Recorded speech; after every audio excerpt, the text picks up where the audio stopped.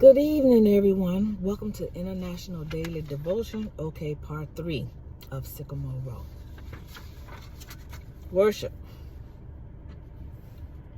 If you can use anything, Lord, you can use me.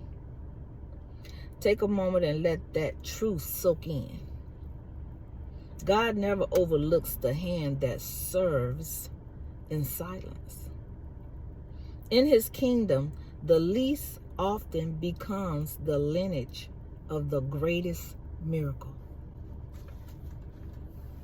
Leticia, working for Seth in the deeply segregated Mississippi town of Clayton, cleans and quietly carries the weight of her family's struggle, raising children, battling poverty, and facing subtle cruelties. When Seth dies and leaves her the bulk of his estate, the world around her erupts.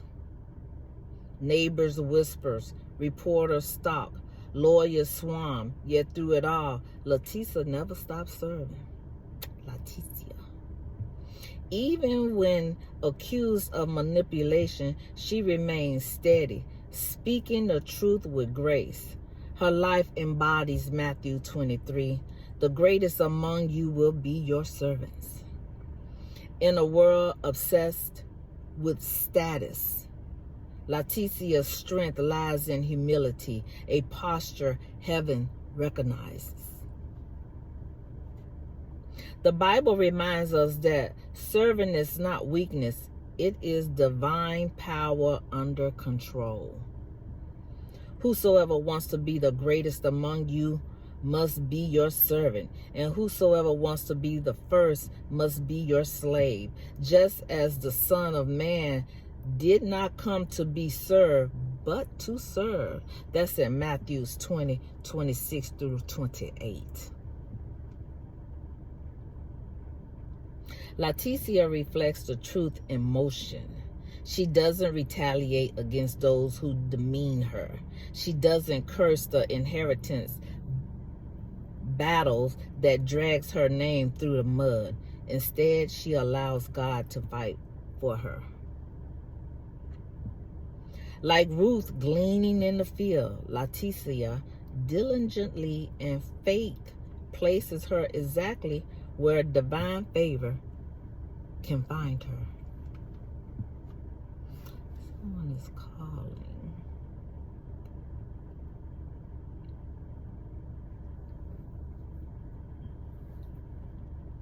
When the courtroom becomes a battlefield, Leticia becomes the quiet center of grace. Her humility silences arrogance. Her faith unsettles prejudice. Psalms 37:6 says, "He will make your righteous reward shine like the dawn, your vindication like the noonday sun." God does not need our elegance to prove your innocence. He needs our obedience. Leticia's story shows that the same hand that scrubbed floors can one day hold the key to justice. Her service became her defense, and her faith became her voice. Leticia's endurance mirrors Christ himself, who washed the feet of the very disciples who would soon betray him. John 13:5-7. Service doesn't always yield instant honor. It often begins in hidden places, misunderstood and undervalued. But God sees. Every unseen act of faithfulness becomes a seed that heaven waters. Leticia's inheritance was not luck. It was legacy. God uses her lowly position to exalt his justice, proving once again that he raises the poor from dust and lifts the needy from the ash heaps. That's Psalm 113:7. Again, Philippians 2:3. Do nothing out of selfish ambition or vain conceit. Rather, in humility, value others above yourself. Luke 16:10 reads, whosoever can be trusted with very little can also be trusted with much. Galatians 6:9 reads, let us not grow weary in doing good, for at the proper time we will reap harvest if we do not give up. Maybe you've served faithfully at a job or in your family where your efforts were dismissed.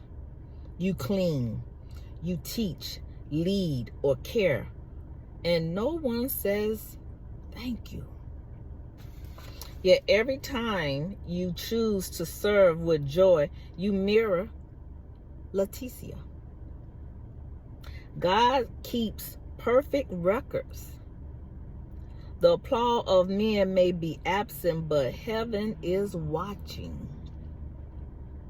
Like 𝘿𝑒𝑡𝑖𝑐𝑖𝑎, your obedience may be misunderstood now, but will be honored later. When you serve through pain, you are sowing favor that will one day find you. Amen. 𝘿𝑒𝑡𝑖𝑐𝑖𝑎 teaches us that the greatest promotion begins with humble devotion. Keep serving where you are, not for recognition, but for righteousness. Your service is not forgotten. It's being written into the divine inheritance. But remember, do not judge, or you too will be judged. For in the same way you judge others, you will be judged. And with the same measure you use, it will be measured to you. Now you may ask what that means.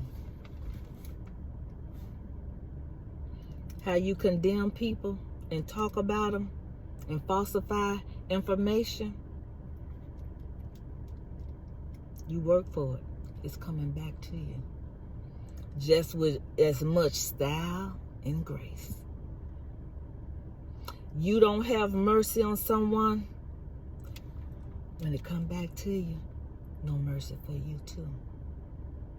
So don't think like Esther did when Malachi, told her, God said you need to do this. Don't think because you in the kingdom that you safe. Amen. Thank you for tuning in. Have a blessed day.